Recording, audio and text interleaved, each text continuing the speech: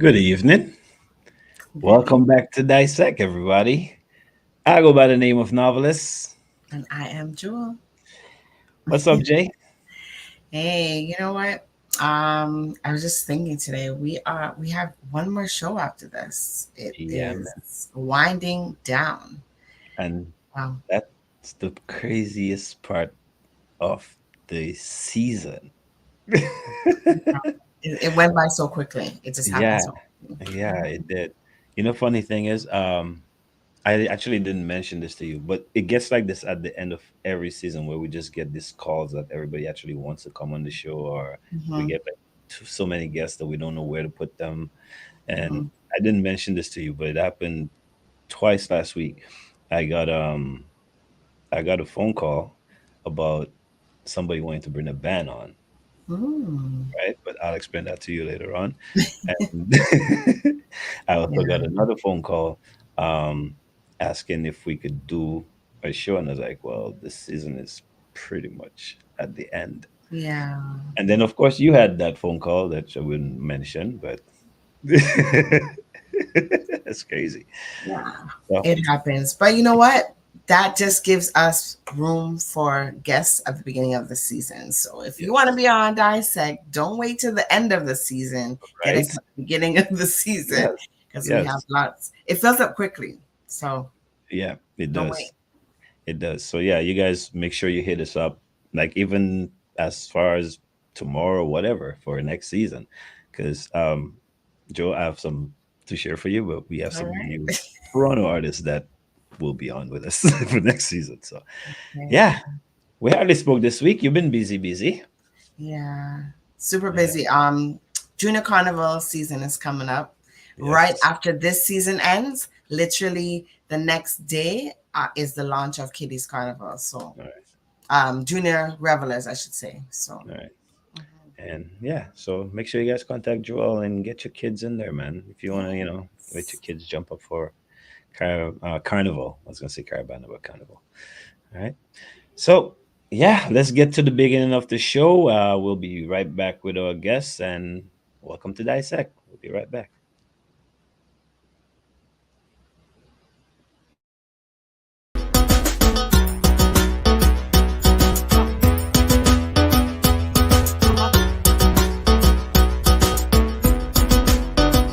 So I'm Janine Xavier Cross. I'm Janelle Xavier. And where's Xavier On Street? yourself. This is Westy Beats on the inside, and we're ready to go. Are you, Jewel? I think you have hidden talents that you're not talking about.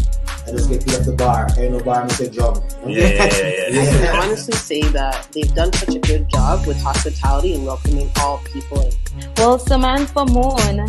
So my name is Claudette Alona Peters. I am Selena. And then that's how it started. When I came home, My name is Pumba, stage name, of course.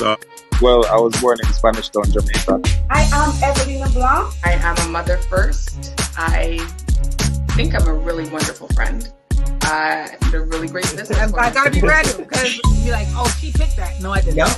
I am Kendra Stephen. I am Rena Charles, aka Mystery. I take people forward in victory.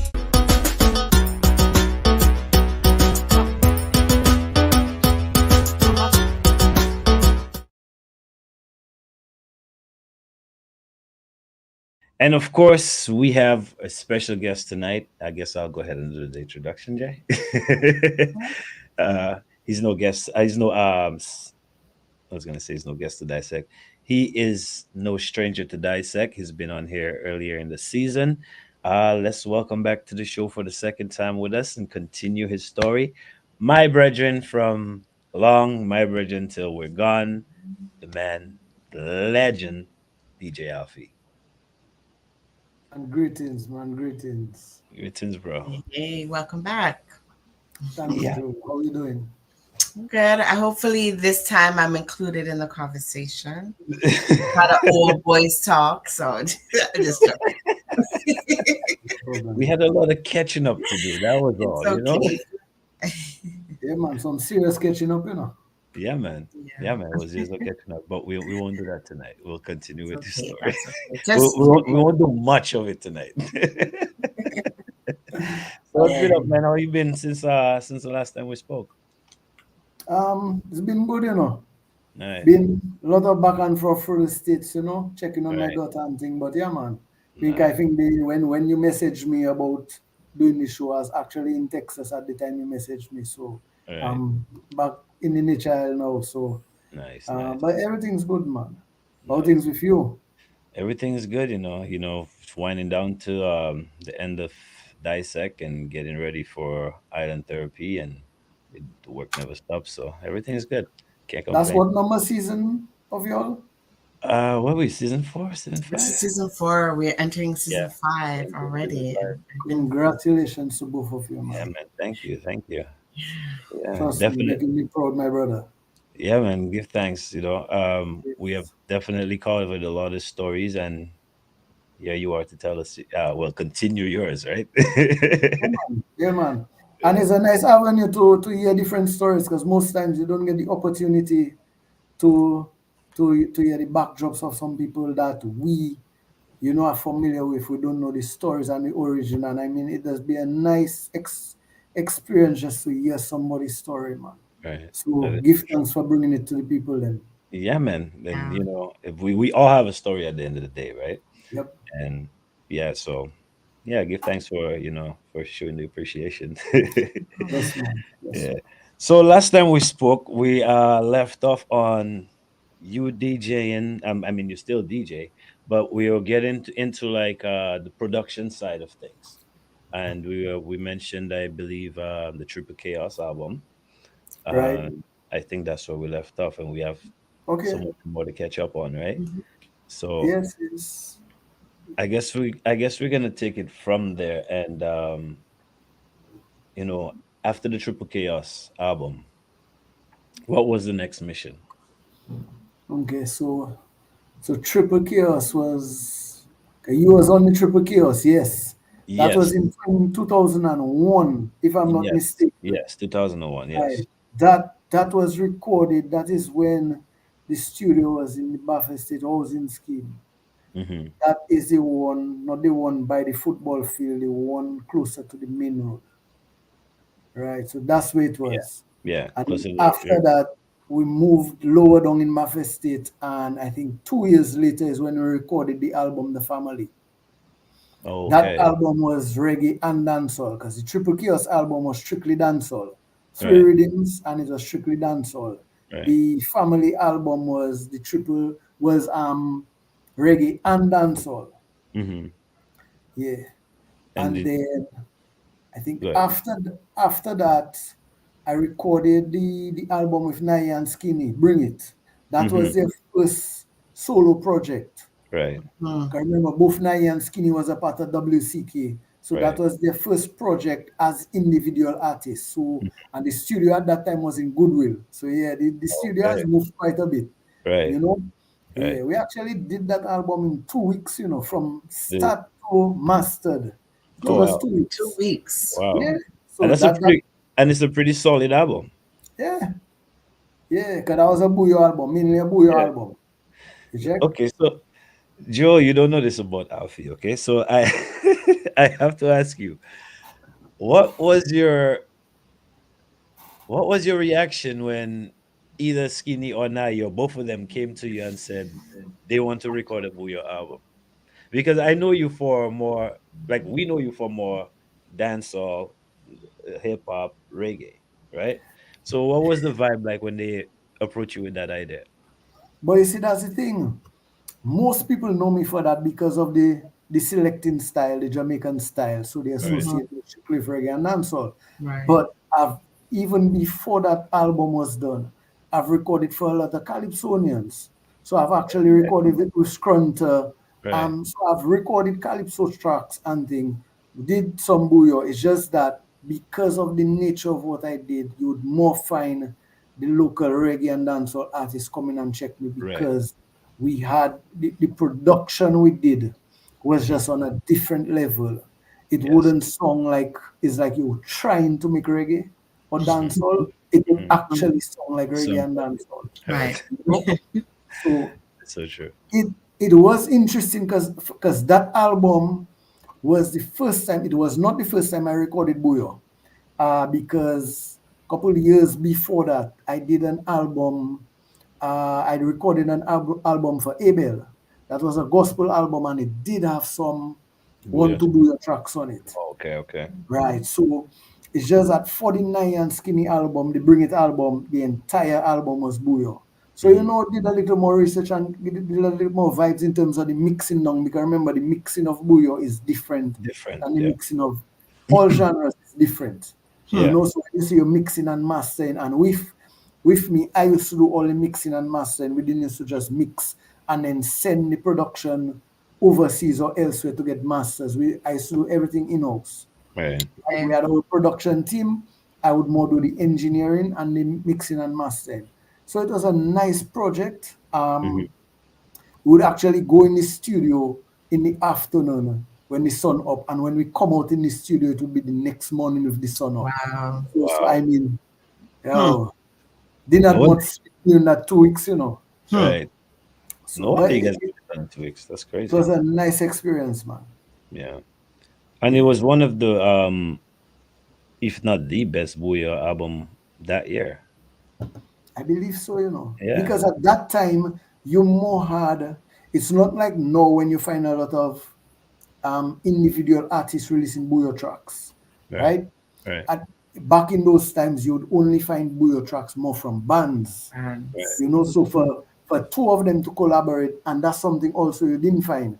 Two artists collaborating and doing an album. That actually wasn't done on that level at that time. So it was a different project. Right. I believe one of their tracks was sponsored by a corporate company, and that actually was a nice vibes, you know? Yeah. So it was a nice project in that sense that it was, I would say, one of the first of a kind for that genre in terms of, because you know you'd get an album from First Serenade Band, from Effects Band, you know, from Partners in Crime. It was always a group. It was never individuals at the time. Yeah. You know, WCK would put out albums. Yeah. Yeah. I don't think anybody else has done a collab like that album wise. No. I know Rio did an album, but again, that was a solo album. But in terms of two different artists, right. You know, I mean, even if both of them used to sing on WCK, remember, both of them had their individual careers. Because also, remember, Skinny, well, Shadow Flow now, but Skinny, he also very versatile in dancehall. I mean, I sit down and watch Skinny in the studio, listen to a beat, write a song for it, and record it. And we're talking about in little time, you know, the song finished.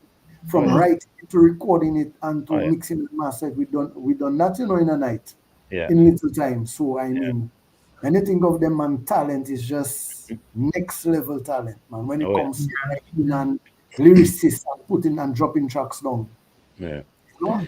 That's one thing I gotta give him respect for, and is one thing I was bashing him for is his talent, and not just can write and just can deliver, but actually can teach you to do what he's doing, which is incredible. And we all was with him, and we all got that same training, like come in the studio and just write something and go home. It's not just write something, you know, it's the speed at which it's done. Yeah. You know? Yeah. So when a man come in studio, you don't really waste in studio time, you know. All right. You check? So, but yeah, man. Yeah. So, You did some like kind of vibes cartel business, you know. Kind of stuff.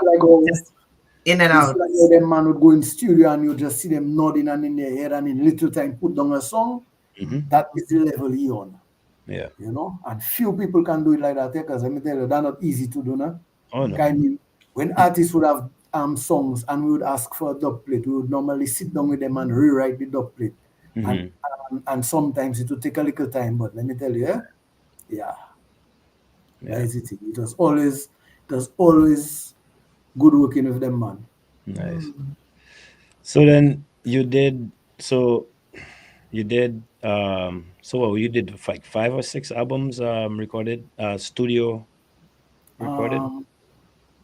I believe so, you know, give and take. Out of which two of them fell under the Scott House project. All of them else was individual projects. So yeah, I mean, we did individual songs for different people, but that is like, more like they come and record on thing, Right. Mm-hmm. And we always used to, because how we do it before is, well, I more or less took from the Jamaican culture in terms of if we see an artist that and we like them and how they vibes in, we would first voice them on a dub plate. Right. And then play it in events, and get a feel of how people vibes into it. And then remember, that's how Sean Paul Boss is a dub plate he did for Renaissance. And it's from that he really boss, so it is more that pattern we took. I mean, because it's not like now where you have YouTube and them things. Back in them days, you would get the vibes from a DJ, and in those times, you didn't really get radios playing local dancehall and reggae like how it's now. Like on the radio, you'll always hear Colton T and those type of vibes. So it's different now because you have a lot of young DJs right now, and those young DJs will push the local vibes. You check? Even on my program, Upliftment Vibes on Vibes, on Vibes Radio, I do play quite a bit of Colton T. Okay. Are you still in the production side of things? Are you still doing that? Or are you more DJing and? No, more DJ. The production I do is more for like when I do remixes. So in other words, an artist does a dub plate for me, I would more remix it, or I would more put it on other instrumentals. So it's more on that level. I actually it's been a while I've been planning, but I want to do it this year. I look into the couple mixes to put out. Couple of them onto a couple dub plate mixes because I have quite a bit of dub plates in the gospel arena. And a lot of them people have been asking me, why don't I do a mix with them? Because some of them is like remixes where you cannot just get it like that. So, it's something I actually working on in the process of doing so. That will come out on my YouTube channel. Okay. Nice. When can we look for that? After summerish type? Well, I'm hoping to do it for summer. Okay. I've been delaying it a while, But again, those things, it's time. That's the issue with that. The production part is time. That's the only disadvantage with the production side of the music factor. It's the time to do it. Are most of the artists from Dominica? Or are they all over the Caribbean, from all over the Caribbean that you're getting big plates? I have some from Dominica, but most of them is from Jamaica and Trinidad. So I have quite a bit from Positive, DJ Nicholas, KJV is from Dominica, J. Crow is from Dominica, Kent is from Dominica, who else now? Nicole is from Dominica, well, Abia. So it's a mixture, but I have quite a bit of Jamaican. More on the dancehall side. I have soca, gospel soca dubs, but more on the dancehall side. So you stick to your dancehall, even if it's gospel, you're sticking to the dancehall. But I still play quite a bit of soca, too. Yeah. So I try and mix it up. I do play the hip hop genre. But I more tend to focus on the Caribbean because at the end of the day, I mean, we born and raised in the Caribbean, we worship like how we worship in the Caribbean. Yeah. But I still incorporate because you do have the young people that enjoy those, the Lecrae, KB, those type of vibes. So it have the young people that enjoy those music. So I do try and cater for a wide variety of the youth, so that way they can enjoy the program. Okay. That was one thing. Like how Jewel said, you're still doing the dancehall. Is one thing when I knew you were coming from, you were gonna save yourself, right? And I was just like, that man loves dancehall so much. How is that gonna work? So now let me give you the story on that. Because actually the timeline perfect, right? Because from the Bring It album, I think the Bring It was 2004. I believe it was 2004, either 3 or 4. It's in that area. So it's in 2005. December of 2005 is when I got saved, right? And I actually did my last event on the Slaughterhouse in March of 2006. And that was actually, I believe, an event that both had organized, Sheldon, Sheldon. Yeah. and it was at All Nations. Oh, okay. Can't remember the details of the event, but I remember that being the last event, you know? Mm. And Did you say? after that, Did you say December? December, no, I got saved in December of Okay. 2005.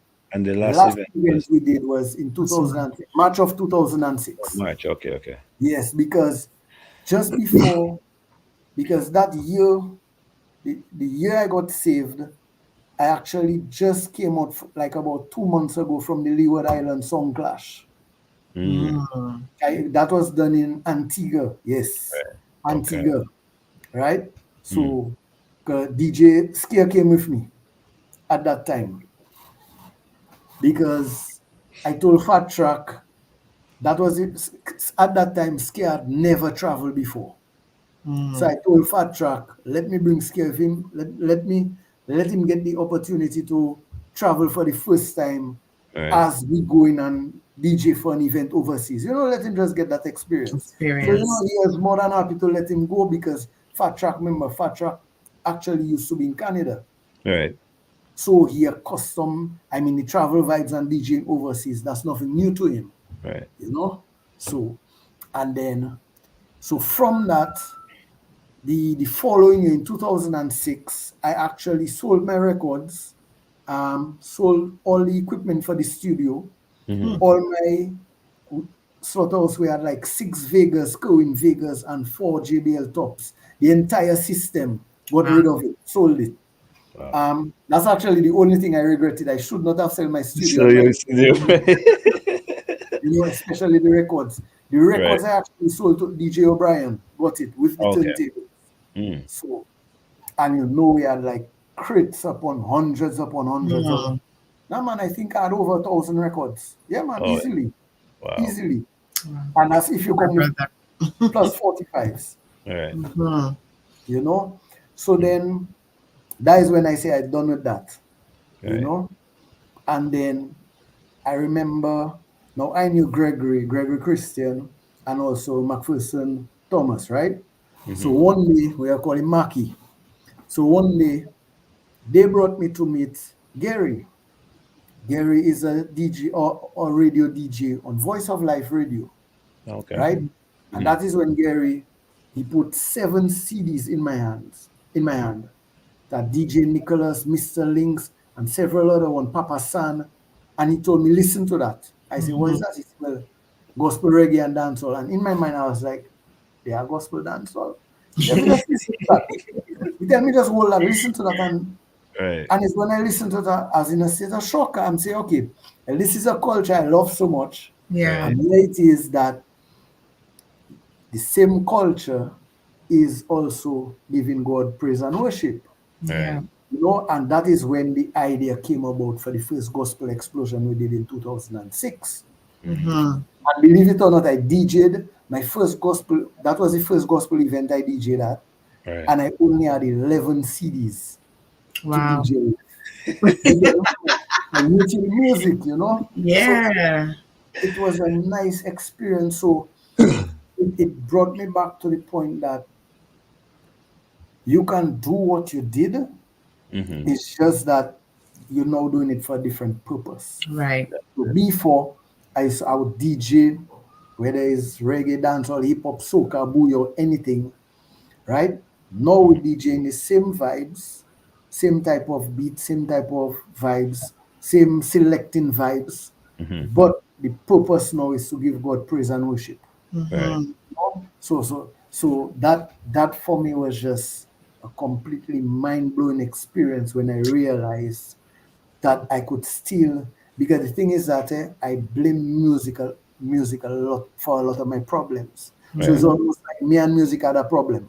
And I remember one of the things that God brought to my spirit is, why are you blaming something that cannot defend itself? In other words, you're blaming something that had no cause for what you're saying it did, and you experienced in your life. And that is when I came back and said, okay, DJ Alfy used to be so, DJ Alfie now is giving God praise and worship. Right. You know, I remember, a couple people asked me why I didn't change my name. Like how Saul changed his name, Yeah. how Paul changed his name from Saul to Paul. Right. And my response has always been, well, God didn't give me instructions to do that. Right. Right. If he gave me instructions to do it, I would, but Right. everyone knows DJ Alfie for who DJ Alfie is. Right. You know? Mhm. You know, once you go to an event with DJ Alfie, you go in and hear him running his mouth. Unless I sick and had the cold. Couple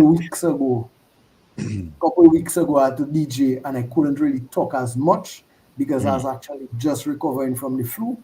And let me tell you something, when you say I DJ and I'm not talking, it does feel so funny. But that's the uniqueness about you as well. You don't only select, you DJ, you MC, you're your own hype man.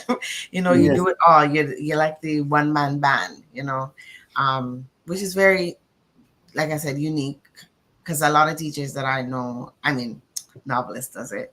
It probably comes from that school that you two were schooled in. The life that you guys came up with in Dominica, the crew that you had. It's totally different from what I see, like over here. Even the DJs that I see over here they always have the MC and then they select.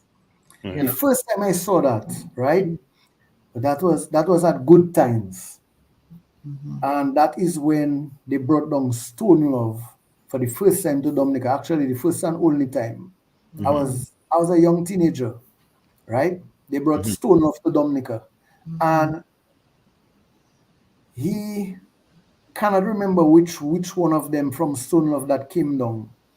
He was DJing and selecting by himself. And he was doing it with records only. So he had his mic and queuing and everything and doing it by himself. And that was the first time I saw somebody talk on a mic and DJ at the same time. And then I know when we went to Canada, I started to see, well, okay, you have DJs and they have their own selector with them. So that is when I realized, okay, you can either do it both ways. Now at the beginning of when I started DJing, I used to do both. And eventually Fat Track would DJ more and I would do more selecting, because I think for the last year of Slaughterhouse, I would more do selecting and not really DJing. So the funny thing about that is every time I travel to DJ, when I travel, they would always tell me you're not talking enough.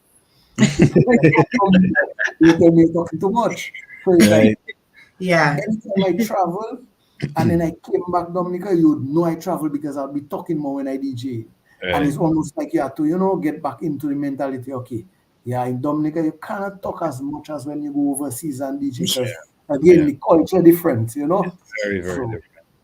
And dance hall alone is different, because dance hall, they love to talk. Sorry, I shouldn't say dance hall, but reggae, they love to talk on that mic. And you're like, oh, just play the music. We want to hear the music. But we also like the selecting, because the DJing, because the DJ hypes the crowd, brings the vibe, So if you listen to me when I DJ, a lot of times I talk.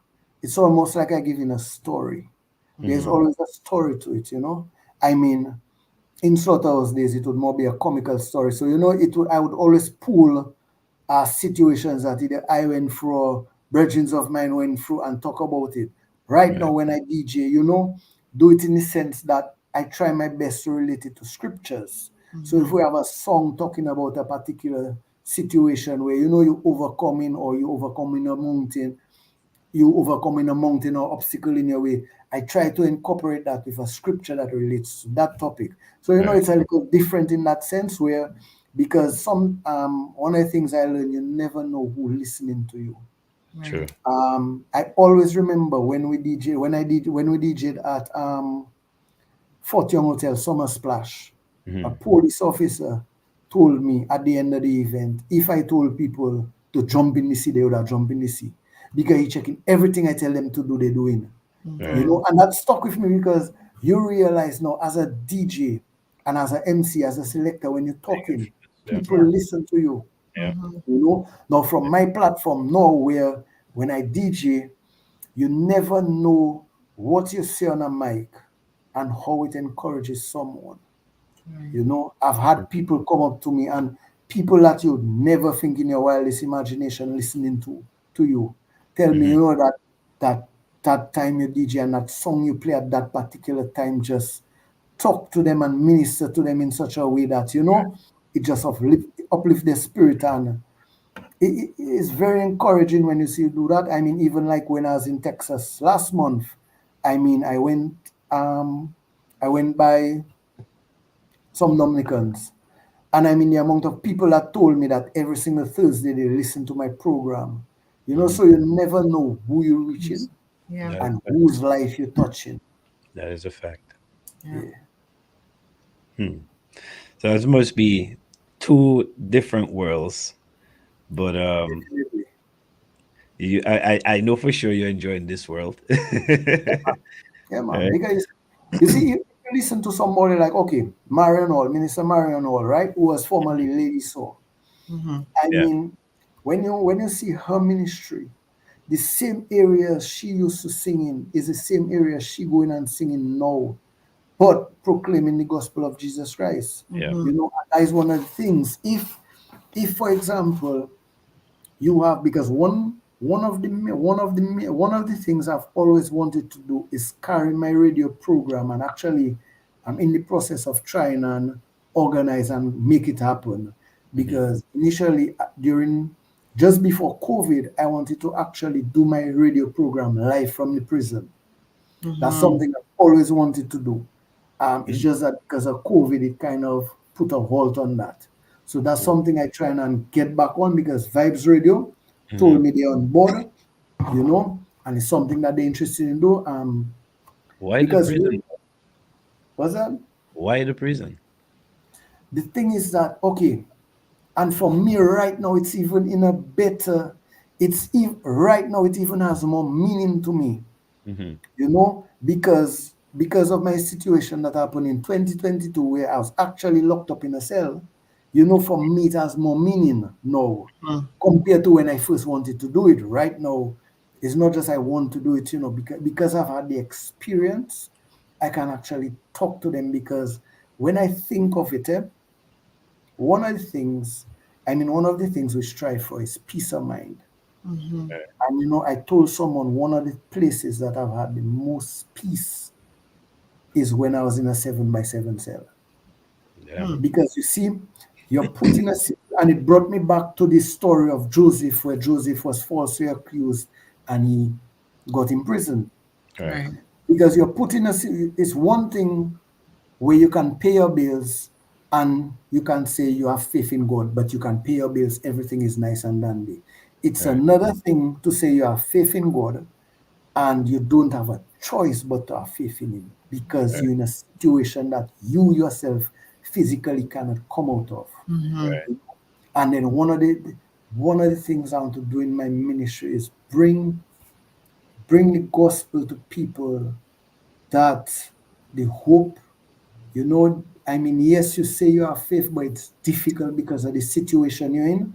And it's hard for you to say, okay, yes, I'm 100% safe, to let them know that regardless of your situation, you know, you can have your 2 feet planted in Christ and say, yes, no matter the outcome, you know, because many of us, we think of just the end result. And the reality is, God sometimes wants to take us through the process, because it's like he wants to change our heart condition. You understand?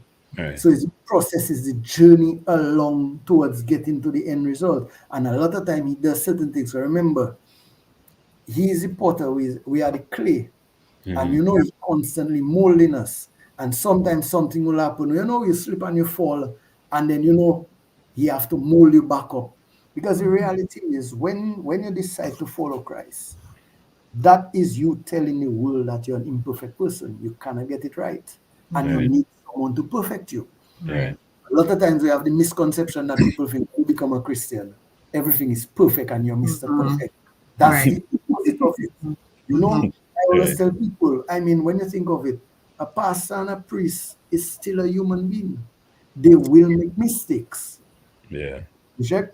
Just like me and you are human beings, you know? And for me, one of the beauties of what I do, no matter the mood I am in, before when I DJ, once you see I start to DJ, and I start to DJ in the sense that I give God praise and worship, I mean, the joy that comes with that is just a deep, I cannot sit down and explain it to the two of y'all A on an different. interview, you know? It's just Right. a different feeling. I mean, if you think of novel, I'll use that example because you know I'm not really in the liquor vibes. All right. If you think of somebody saying they smoke a nice grade and it gives them a good feeling, but that feeling is temporary, it will only last for a certain time. Now, if I tell you that when you put your trust in Christ, it will give you an even different experience, far superior than what any grade can give you. Yeah. But then it will not just last for a short time, it will Yeah. last for a lifetime. I mean, you understand where I come Almost, across? almost, You know? almost like a confident high then. Right. You know, it's a never ending high. Yeah. And it's a high that words cannot describe. It's a high that you're in complete control of your body. Because one of the things I've always said, the last time I got drunk was in 1998. You got drunk? Yeah, once. 1998. 1998, where was I? 97. That was actually in Canada. In Mississauga. And I vowed, yeah, I it was wasn't here. no, you wasn't there. You wasn't there at that time. Okay. And I vowed I did not like not being in control of myself. Right. And I vowed never to do that again. So even down to back in the days when I used to smoke, I would never really smoke to get high where I cannot control myself. Two You times know? would be good. Yeah. He Because was light on I'm a everything. person, I like to be in control of me. You Right. understand? It's true. You know? He was light on everything. I never see you drink alcohol ever. I don't know. Alcohol is just not for me. For me, if I drink a beer, Crazy. 2 beers or Right. Guinness, I good. Yeah. So when you see You were me, just preparing your body for the right, temple of the Lord. That's what yeah. it was. So even before when Novel and I used to go to the clubs and thing, the most you'd see me with is 1 beer for the night. I was And- never a drinker. And you You know? probably were getting all these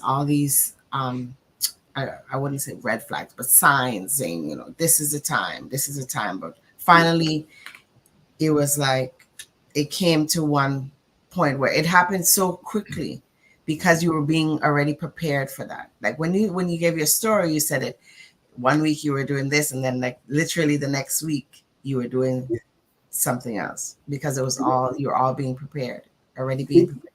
If I give you the story, well, the testimony on getting saved, I actually got saved in December 2005, right? I actually gave my life to Christ at about just after 10 p.m. on a Friday night. Parked in the West Indies gas station by Rockaway. You know, so I did not give my life to Christ on an altar or where a pastor said, if you want to surrender to the Lord. You see, because that is a situation where the calling is like, you know, when you're hearing the calling of God on your life, and it's like you're trying to avoid it, and then it just reaches a point where you cannot say no anymore. So that's why I tell people it's not that I went to church and I got saved, you know. Because even like the same fella I told you about, Marky, one day I met him and I just told him, this Sunday I come in church with you. Right. You know, in the same December. And I Right. just told him, this Sunday I come in church with you. I come in and pick you up. And I didn't even ask him which church we going to, you know. I told him where we going, and then that's how I end up going. That's how I started going church at New Day Fellowship and Deliverance. That's in Pottersville, under Pastor Hill, you know. And I mean, they embraced me like family, and you know, everything just fell in place. When you see God have a plan for you, He just makes sure everything fall in place. Yeah, man. Yeah. So that now you described everything. That actually is not a bad idea. I actually, when I asked the question why the prison, I was Yeah, like, I get it. I get yeah. it. Yeah. So from the first time I thought about it, it's about giving hope Hmm. to people in situations that you would say are hopeless. Right. Because really and truly that's what the gospel is. Regardless of your situation, there is hope. Whether you have a 5-year sentence, a 2-year sentence, or a life sentence, Hmm. there is still hope because at the end of the day, you're still alive and you're still breathing. You Right. check, Hmm. you know, not until you don't have breath. Because once you have breath, we have to serve, we have to give God praise. Mm-hmm. When the Bible say if we don't give God praise, he'll make the rocks praise him. That's Hmm. right. You know. Mhm. So, but yeah, Yeah, man. I think you know what the mission that you've chosen to embark on in the present is, I think you are the best candidate for that because you understand other lifestyle, right? You understand, oh, I've been there. That's a good And point. for you to talk about it, it's more you're someone that they're more probably more open to saying, all right, he been through this. Yes, Your yes. testimony is a life telling testimony. So Hmm. you can speak to them and it's not just like you're just coming in there and say, turn your life to Christ because just because, but you have a reason. You have reasons why, and you're giving them examples, of where you've been, and Hmm. I think they'll be more open to It's receiving one the thing. message.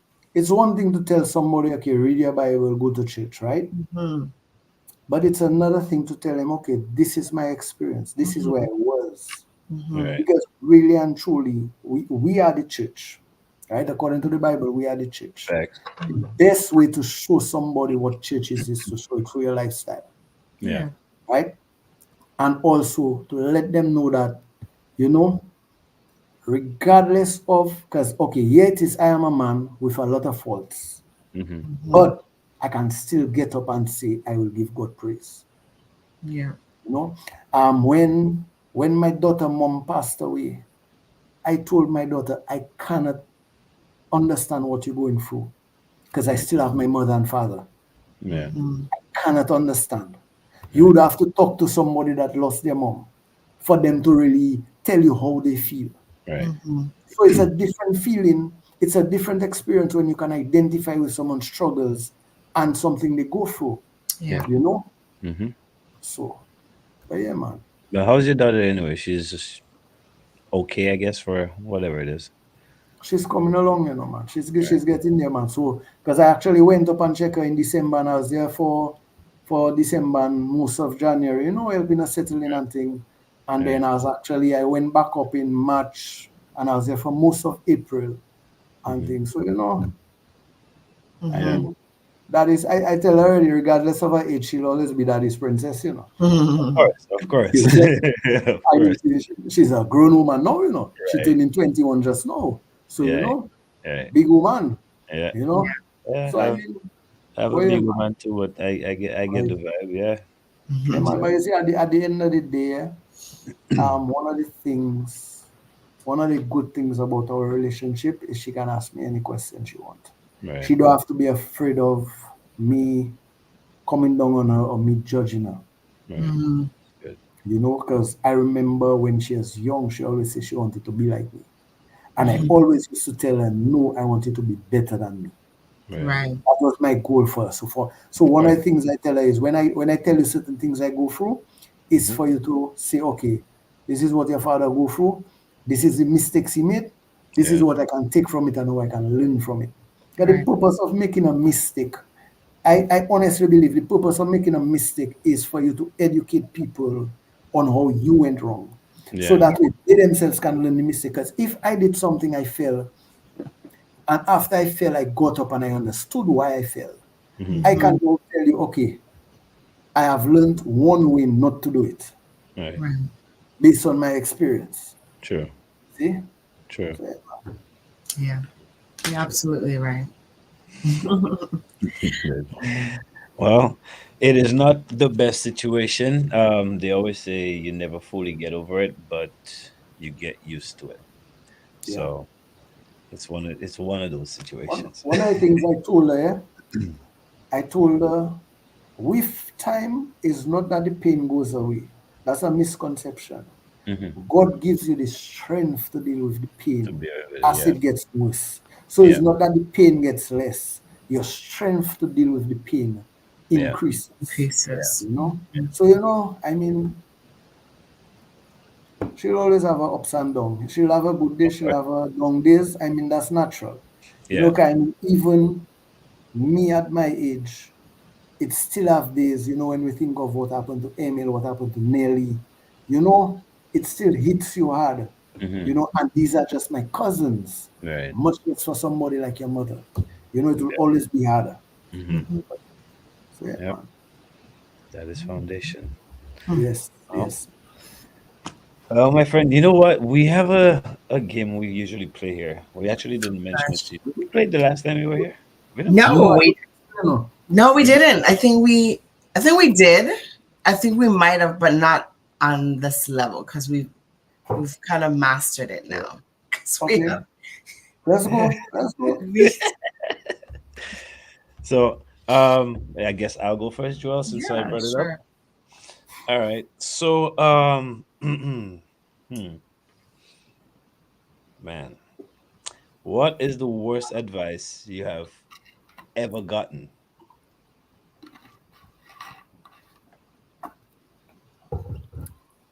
The worst advice I've ever gotten.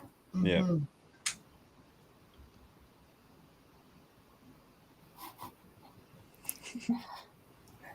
I try and think of which one to say. Oh, so you have two. You have many. Yeah. Um, I'd say rushing into building What's that? because we've always thought just build, build, build, build, build. Mm-hmm. You know, we've Mhm. always thought that. We've always learned that, especially Right.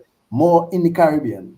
I know in states it's different. Well, I'm not sure for Canada, Mm-hmm. um, but I'd have preferred to plan longer.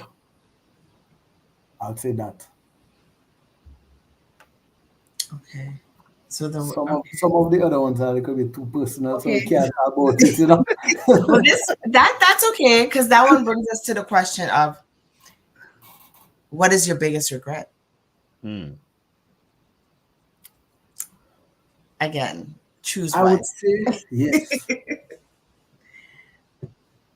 During certain stages in my life, not enjoying the moment. Mm, You're so caught up with what you're going through, Yeah. you don't enjoy the moment and Yeah. just sit back and say, okay, this is something I'm going through, let me enjoy it. I like Whether that. it's good or bad. Yeah. yeah. If it's bad, I mean, you sit down and analyze and say, okay, what do I learn from this? Right. So I would say that, not enjoying the moment because even to this date, I remember the last time I saw Nelly Mm-hmm. Star Right. was in Tongue, and I was so busy just past Great Hello, didn't really sit down and have a conversation with her. And that was the last time I saw her. I know. Damn. And it made me realize that we have to come in a place where we have to make time for each other.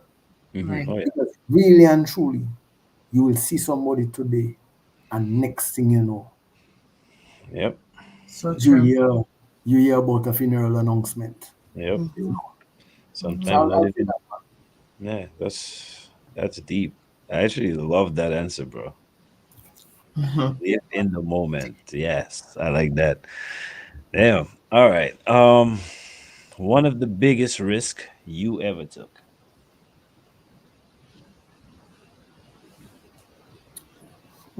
One thing you're asking, let me tell you, I find two of you are asking me some questions that I have to think about. Eh? They're And there. that's They're okay. there. That's okay. They're written for us. That's okay.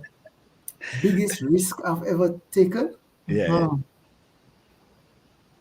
Mhm.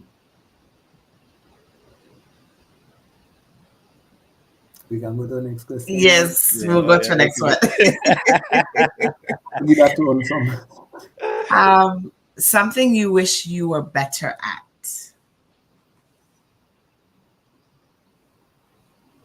being a father. But it comes back to you learn from your mistakes. Mm-hmm. You know? You forgot to pick up the book in the store about being a father. There's a manual? There's a book. I mean, I can't talk the novel on that one. Novel. You see how tomorrow is Mother's Day?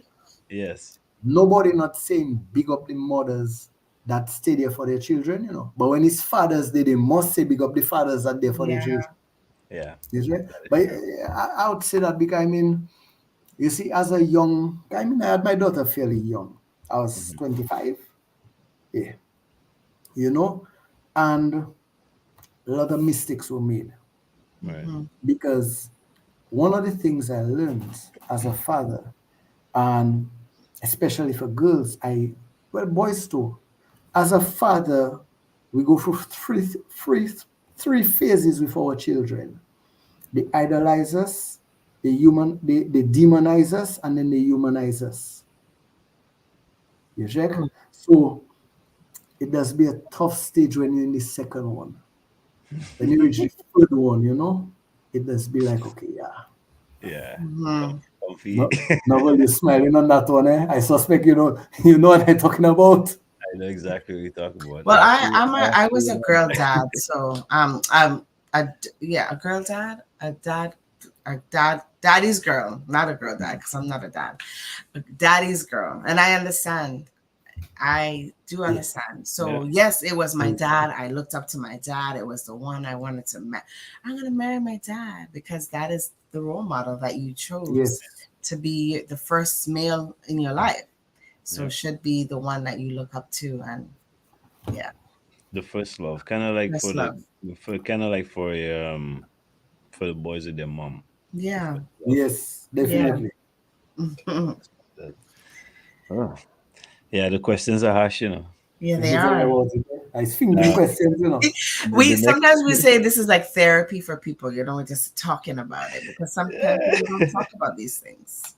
So yeah. Ooh. Let's go. Any regrets? In just general. I would say no, and here's the reason why I say no. If I had to regret one thing, that means I'd have to regret a lot of things. And every mistake I made taught me how not to do it. So any regret I would have would make me lose a lesson on how to do something better, on how not to do something and do it better.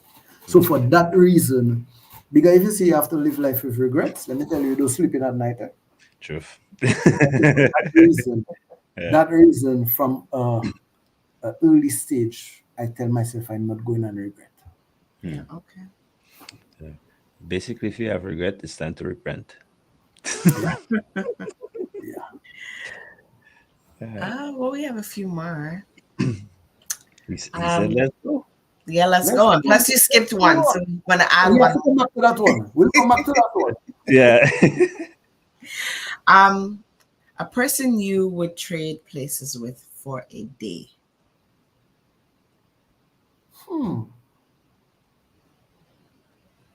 That's a very good question, you know. The funny thing about it is a lot of times we see people and we think that they have it all. And then one day we hear news about them and we see something they're going through and we're like, they messed up just as me. Yeah. You know? I know I would trade places for a day with, I'm going to say with my nephew who is 10 years old, and here's why. For one day, I wouldn't have to think of any bills, any responsibilities, making sure mortgage paid. That's a good one. Level 2 there, you know. I was talking to Fat P and I was saying, Fat P boy, I wouldn't mind going back to the school days, you know. Because when you see in school, we used to think we had it rough in school. What? No worries. You're fed, you're clothed, you know. So I'd actually, that's what I'd say. Just for me to experience what it was like being back in the days where you'd have the worries of an adult. That's a good one. The only worry is the next jam you're going to. That was it. And when you have how many of them in a weekend? Yeah. So everybody goes to the jam to enjoy it. For you, it's work. Because let me tell you, I mean, yes, it's enjoyable DJing. It's a nice vibes. But I mean, when you see you providing the entertainment for everybody, you see everybody entertaining, dancing, and everything, but you cannot come out behind the DJ console. Right? And now when they even finish, you still have to pack up when everybody done gone at them. Yeah. You still packing up now. And when you reach home, you have to then unpack and pack back up. Oh god. Yeah. So that's the side people don't see. All right. Oh man. Is it my turn? Yeah. Yes. I'm not liking the rest of the questions I have. Why not? Because it's asking Well, about pleasures. Is asking. No, well, Okay, so I got two I could ask. Okay. Save that one for last. If you were stranded. Oh gosh. Yes. So if you were stranded in an island, all right? Let me read this properly. If you were stranded on an uninhabited island, would you rather be alone with someone? Huh? If someone Or with someone. or with someone. If with someone, who would that be? Who would that be? How come I don't have the rest of that? I don't have that on my end. I just changed it to make it make sense. No. Okay. All right. Yeah. So yeah, if you're stranded on an uninhabited island, would you rather be alone or would you rather be with somebody? And who? Now, you know the funny thing? As much as I'm a DJ and we're always in the limelight and the limelight and in crowds, I actually enjoy being alone, you know. So I'd have to say alone. Straight. I kind of knew you were gonna say that. At the same time, Yeah. Because I have a daughter, I would say I'd prefer my daughter to be there, but then that would be selfish of me. I wouldn't want her to be on a stranded island with me alone. Right. So that's the thing. Right. Good point. Good point. I answered that question politically correct, by the way. Yes. You did. Sure You'd have me thinking about it. Like, shoot, what would I want to do? Like, all right. Okay, Joe. Was more and then that one? Yeah. All right. Okay. Yeah, I guess. Yeah, go ahead.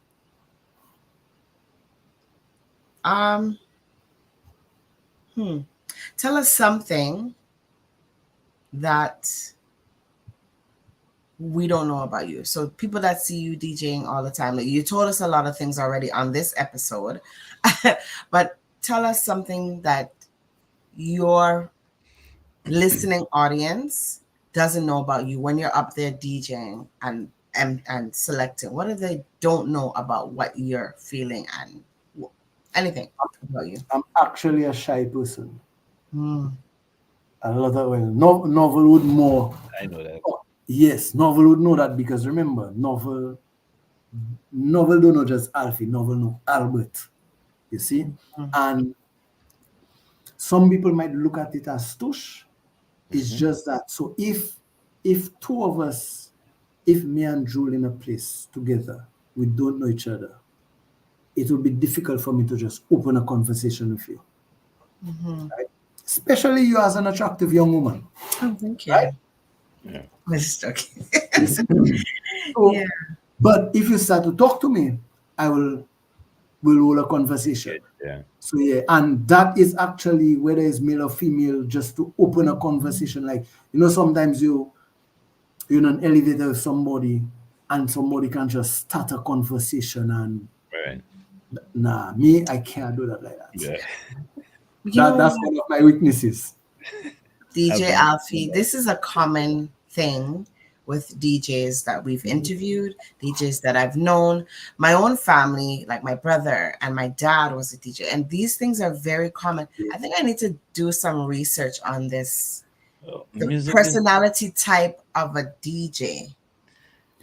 some artists and DJs speak through music, express themselves through music, because that's the only way I'm some of sure it's them know not how to borderline express themselves. schizophrenia or bipolar or Nah, something. nah, nah, nothing like that. It's almost like, okay, to add to what Novel say, Yes. it's almost like you create a personality. So okay, Yeah, Yes. Albert is generally a shy person. Mm-hmm. DJ Alfie is the opposite. He yeah, loves to run his mouth. yeah, The alter You know? ego. Yeah. yeah. Right. So really and truly, DJ Alfie at the time became the alter ego of Albert. Mm-hmm. So everything that Albert could not be in his mind, Right. DJ Alfie became. Yeah. You check? So then And what? I must be his school friend. Therefore, you can I gotta DJ. go through. I gotta go through three personalities on a day like today. Like I have to DJ and be hype. I gotta do dissect and be calm, and then I gotta be. Well, this is it. When you hear Novelist, when I listen to him during the day, when he's No, he's a he's man. both select or he's emceeing, he's not selecting, he's emceeing, but Sometimes he's hype. He's like hype. The voice is different, everything's different. When it comes on here, it's just chill. yeah. Now the joke about it is Novel is going backwards. Because normally you would find a lot of people that DJ, a lot of dancehall artists started as a DJ and a selector. Novelist was the opposite. He started as a Rapper. doing rap, Right. and then he became a DJ and a selector after. You know, so he kind of did it the opposite way. Right. Mhm. That's so true. You know? True. Oh man. All right. My last question, and then I guess we could go back to the other one if you like. Yes. Something that would make you laugh the hardest. Mm-hmm.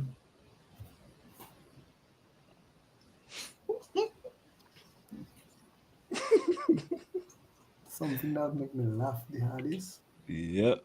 Mm-hmm. You know, I feel like you needed to send me them questions before, you know. It's your boy.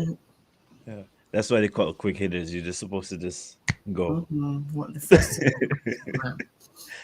No, you see, remember, you see, Novel know me. I like to talk a lot of nonsense. Not because this is a lie, you know, because we're doing this. Dissect. You have to be cautious on how we say certain things. Because we might say certain things, and me and Novel might know it's nonsense. Yeah. Somebody might know Well, it's it's dissect, you know. So dissect, you could say anything on dissect. My jaws hurt. Repeat the question again for me. Let me run it in my brain. Okay. I'm gonna help you out. Something that will make you laugh the hardest. It could be a comic show you watch. It could be an experience you had while DJing, or just even while you're in Houston hanging with your daughter. Something that will make you laugh the hardest. It can't be a comic because I've always wanted to go to a comedy show. I haven't gotten the chance yet.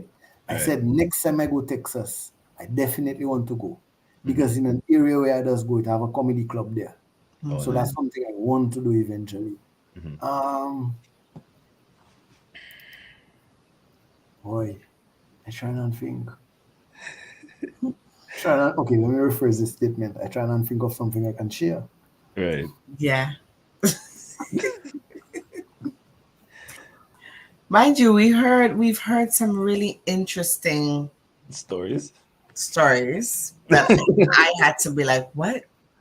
Oh, there's a double meaning to that.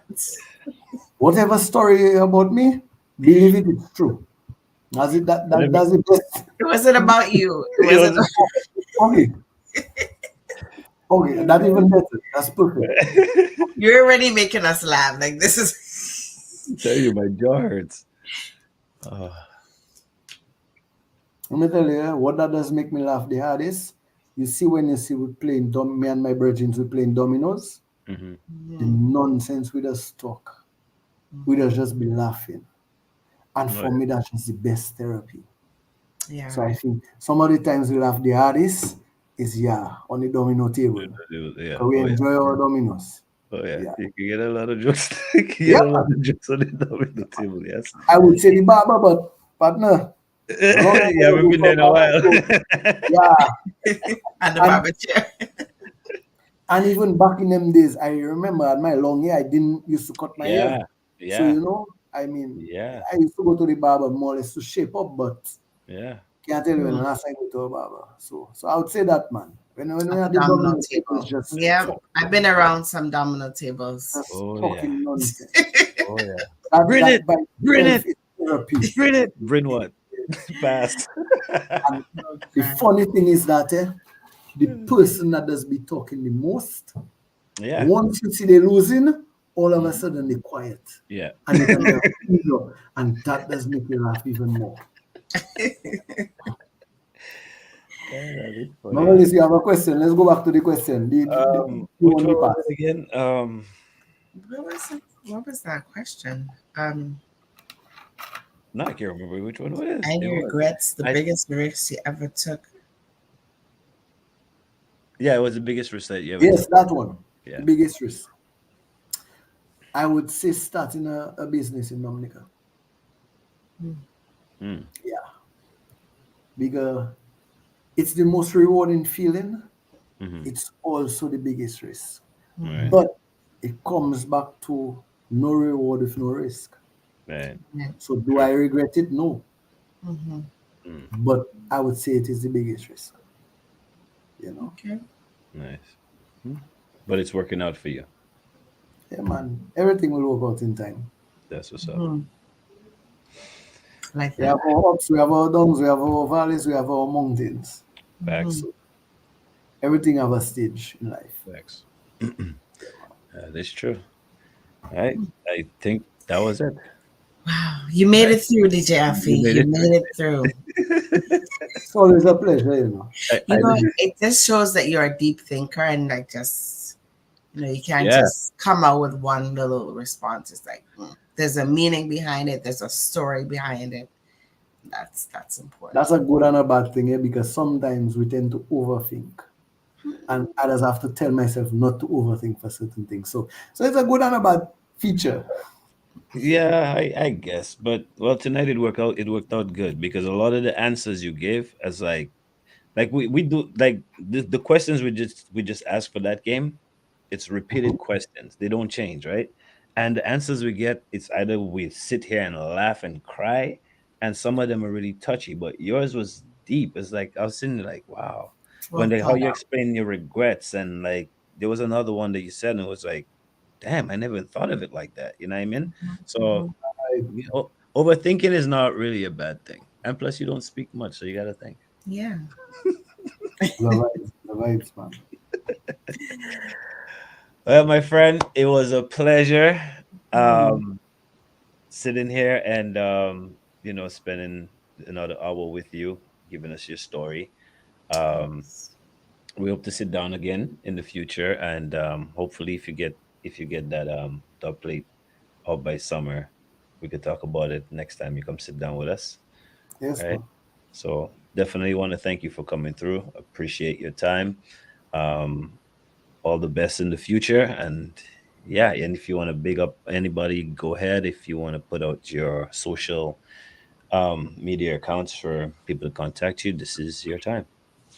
All right, man. Thanks, man. Well, before I even say that, I mean, novel and Joel, continue doing what you're doing. Continue bringing the stories you'll bring. Thank you. Um, whether it's from the nature isle or regardless of where the person is from, continue sharing the stories. I mean, Novel, you're my brother from a long time, so it's always good to see you on these platforms and things. I hope Likewise. next time we meet, it can be in person, Yes. because, yeah, it long overdue for me to come Canada. Hmm. Can check out my YouTube page, DJ Alfie, Facebook, DJ Alfie 767. Yes, I know I've not been posting as much. It is something I'm working on. Look out for the mixes, dub plating session that will soon come out. That'll come out on my YouTube channel. And also every Thursday, 6 to 8, I just be live on Vibes Radio. You can also catch me on vibesradio.dm. and that is 6 p.m. to 8 p.m. every single Thursday night. So yeah, man, upliftment vibes, where we give you music for the soul. Niceness. All right. Yeah, man. So, bro, we'll talk soon on our own personal level. Yes, Again, man. all the best and thank you for coming through. Always nice Blessings. having you. Thank you for having me, man. Yes. Blessings to All right. There you have it, ladies and gentlemen. DJ Alfie. Yes. I had fun. My jaw's hurt. Honestly. Yeah, mine too. You know how big you can see my big cheeks already, but Oh they're my gosh. in pain. Right. I love those type of shows. Like these answers were just it wasn't like I was sitting here listening to him and I was thinking like, damn. Like I mean I'm used to Alfie, but me and like he tell you, we talk a lot of nonsense, right? So but that's between us. Like, we sit down and we just laugh for no reason. But when he speaks, man, certain things the boys say you just gotta like damn. Yeah. So definitely had fun with him again tonight. We're winding down, Jay. One more. The finale is coming up next weekend.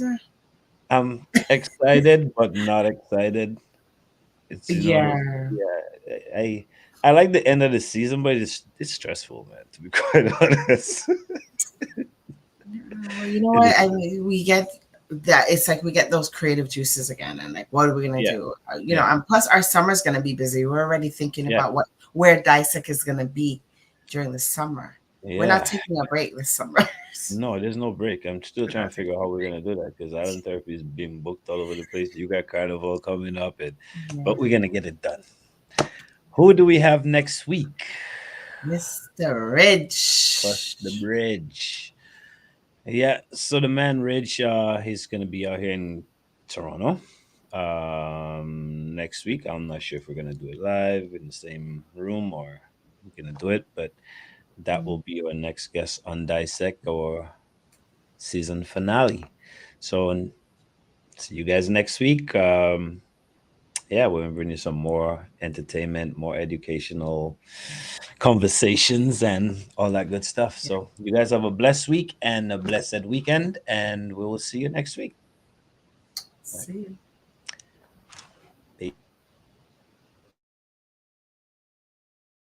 So I'm Janine Xavier Cross. I'm Janelle Xavier. And we're Xavier Street. So this is what you need time the inside and ready to go. Are you?